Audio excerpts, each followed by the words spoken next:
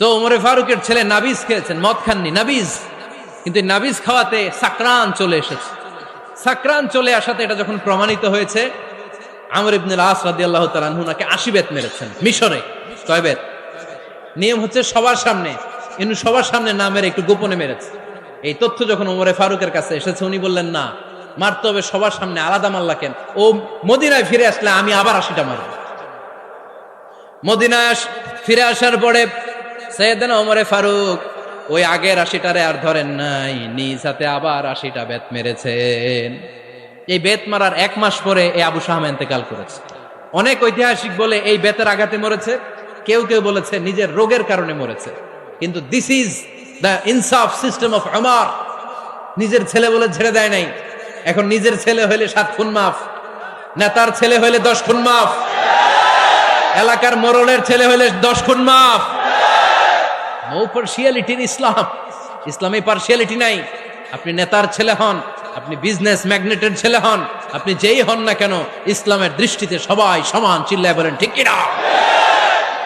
বনু মখজুমিয়া গোত্রের এক নারী চুরিতে ধরা পড়ল। সাহাবারা বললেন, নবী, মদিনার সবচেয়ে ভেরি প্রেস্টিজিয়াস এন্ড ডিগনিফাইড ফ্যামিলির মেয়ে, আপনি হাত কাটেন না, কারণ ইসলামের নিয়ম চুরি করলে কি কেটে দাও। বিশ্বনবী বললেন, বলো কি?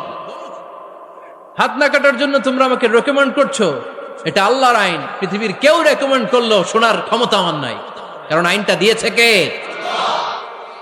লাউ কানাত ফাতিমাতু বিনতি মুহাম্মাদিন সারাকাত লাকাতা মুহাম্মাদুন ইয়াদাহা।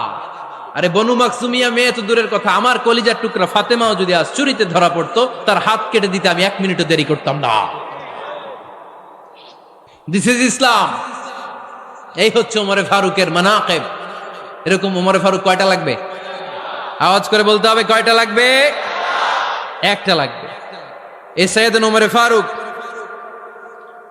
মদিনার প্রথম চিফ জাস্টিস ছিলেন। সর্বপ্রথম ওনার পরামর্শ সাইয়েদনা আবু বকর রাদিয়াল্লাহু তাআলা আনহু কোরআনকে সংকলন করেছেন। আমরা এই যে কোরআন পড়ি 30 পারা, এমদাদিয়া লাইব্রেরির 114টা সূরা, কত সুন্দর সন্নিবেশ করা হয়েছে, এখানে সাজানো হয়েছে। আল্লাহর হাবিব সাল্লাল্লাহু আলাইহি ওয়াসাল্লামের সময় কি এরকম কোরআন ছিল নাকি? ছিল না। খেজুর পাতার মধ্যে, গাছের বাকলের মধ্যে, ওটের বড় হাড্ডির মধ্যে আর পাথরের মধ্যে খোদাই করা কোরআন ছিল। সাইয়েদনা আবু বকরের সময় রাদিয়াল্লাহু তাআলা আনহুর সময় যুদ্ধ হলো। 70 জন হাফেজ সাহাবী ইন্তেকাল করলেন। সাইয়েদনা আবু বকর রাদিয়াল্লাহু তাআলা আনহুকে ডেকে ওমরে ফারুক বললেন, ও আবু বকর, এইভাবে হাফেজে কোরআন সাহাবীরা যদি দুনিয়া থেকে বিদায় হয়ে যায়, আল্লাহর কোরআনও তো বিদায় হয়ে যাবে। আমার পরামর্শ হলো, আপনি সব বয়োজ্যেষ্ঠ সাহাবীদেরকে একসাথে করে কোরআনের সব কাগজগুলোকে একসাথে করে একটা নির্ধারিত কপির মধ্যে কোরআনকে সংকলন করে ফেলেন।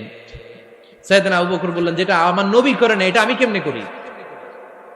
কিন্তু ওমরে ফারুক নাছরবান্দা বলে না, এটা করলে কোনো খারাপ হবে না, ভালোই হবে।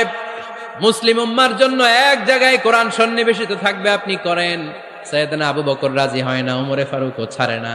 ওমরে ফারুক বলতে বলতে বলতে বলতে এমন ভাবে সাইয়েদনা আবু বকর রাদিয়াল্লাহু তাআলা আনহুকে ধরলেন, সব শেষে সাইয়েদনা আবু বকর ওমরে ফারুকের কথায় কোরআন সংকলনে রাজি হয়ে গেলেন। পড়েন সুবহানাল্লাহ। উনি বললেন, ওমর যখন আমাকে বারবার বুঝাতে লাগলো, আল্লাহ তাআলা আমার হৃদয়টা ওমরের কথা শোনার জন্য খুলে দিলেন।